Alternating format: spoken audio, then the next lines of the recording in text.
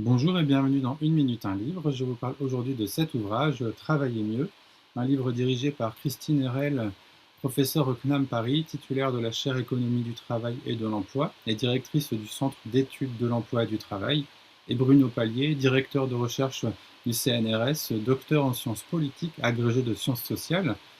chez PUF, La vie des idées 2025.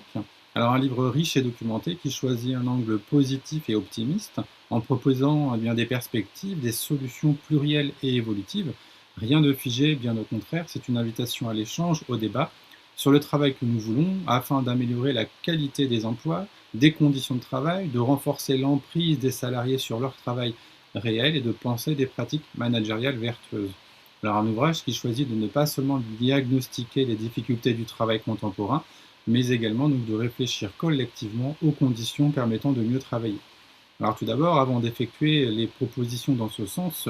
il est important de pouvoir mesurer et de suivre la qualité de l'emploi, de tenter de dresser un constat, malgré des résistances des personnes qui ne le souhaitent pas vraiment, comme certaines personnes dirigeantes d'entreprises, au sein en tout cas d'un monde du travail en transformation et en tension. Il y a plusieurs points, les évolutions et la transformation du travail, les évolutions et transitions numériques, technologiques, climatiques, les réformes successives, le management par les chiffres, hiérarchique, vertical, déconnecté, distant, qui laisse peu de place à l'autonomie et à l'horizontalité, et qui tient rarement compte d'ailleurs de la réalité des conditions de production ou des retours que les personnes concernées souhaiteraient pouvoir faire sur l'organisation du travail. Ajoutons à cela des horaires atypiques, des situations paradoxantes, le manque de dialogue social et de relégation, la fragilisation des organisations syndicales, la sous-traitance en cascade, les inégalités salariales, en tout cas voilà tout ce qui aboutit à une perte de sens. Alors l'enjeu de cet ouvrage est de prendre le pari des possibilités qui s'appuient sur un travail collectif et scientifique. L'enjeu dans cet enjeu est clair, travailler mieux, un enjeu social, économique, environnemental et politique. Donc en fait tout le monde y gagne, les professionnels, les organisations, l'environnement, la société, etc. Alors avec un levier important notamment, les Françaises et les Français sont parmi les Européens et les Européennes les plus attachés au travail et près des 2 tiers d'entre eux affirment que le travail est très important.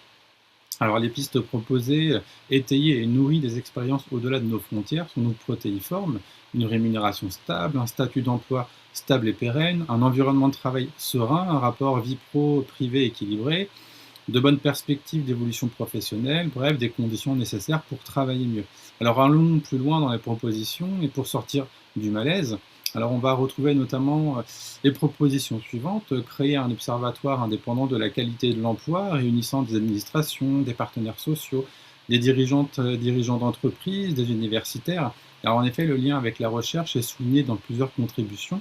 Et en effet, on le sait, la recherche-action étant essentielle pour les pratiques réflexives. On parle également d'un index du bon travail, de qualité et de l'emploi au travail, une flexibilité contrôlée par les salariés, la création de délégués au travail réel, l'instauration d'un temps dédié entre collègues sur le travail, instituer le mot à dire sur son travail, pour citer la contribution de Thomas Coutreau et Coralie Pérez, qui reviennent notamment sur le contexte de la loi travail ou encore sur la logique du lean management, et donc à qui ajoute au sein de cette proposition généraliser le dialogue professionnel. Car en effet, je cite, les sciences du travail ont établi que les salariés et leurs représentants, représentantes d'une expertise située